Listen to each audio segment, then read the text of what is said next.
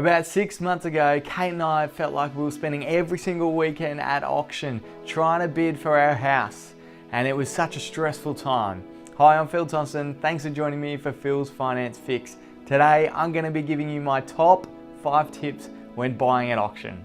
Buying at auction can be really stressful and time consuming, and going to auction is an ever popular way of selling a property because when the market is really strong, sellers often get a really good price for their property.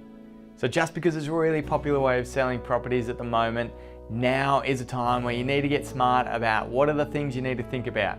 So number one, you need to make sure you inspect the property.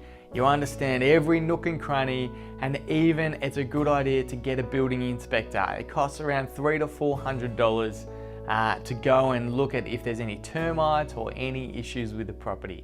The second thing is to seek legal advice. So sale contract can be really long, confusing, and it's really important to get someone to look over it to understand if there's any caveats over the property or if there's any building restrictions or any council restrictions over the property. So make sure you're fully informed about the property you're looking to buy. The third thing is to make sure you got your finances sorted. So a pre-approved loan is a must when going to the auction to make sure that you can actually purchase the property and you know how much you can go up to. But also it's important to make sure you've got the 10% deposit that is required when buying an auction.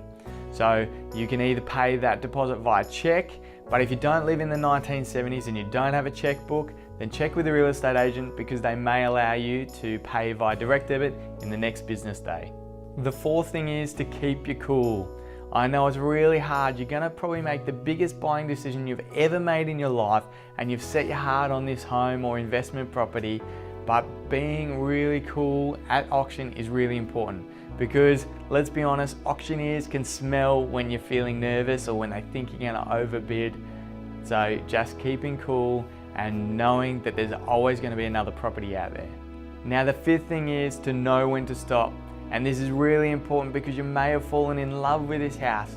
And trust me, I know one auction I went to, I went $80,000 over what we wanted to spend. And thank goodness someone else during the auction wanted that property bet more than I did. And it was great because the next weekend we went to auction and no one else competed against us, and we got our dream home for less than what we wanted to spend. So there's always going to be a property out there for you. It's important to note that each state have different rules around auctions, and the seller will also have some different requirements. So it's important, have a chat to your real estate agent and to work out for that property, what are the certain conditions around it. If you're lucky enough to buy at auction that day, you've got to then go and sign a contract of sale and pay your 10% deposit, either that day or the next business day. Next, you have to then prepare to settle on the property between 30 and 120 days, depending on the contract of sale. And that's when you need to go and contact your mortgage broker or the bank to give them the final documents to get ready for settlement. Best of luck to you if you are wanting to buy your dream home or investment property via auction. And if you've got any questions about the whole process, feel free to email me, phil@thompsonfs.com.au. I'd love to answer any of your questions. And for those of you who are watching who have gone to auction before, please let me know what was the most stressful part about going to auction. Thanks again, and I'll see you guys next week. Talking about my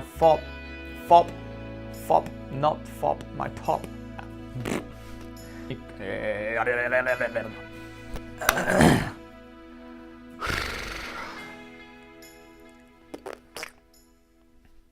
I don't even know.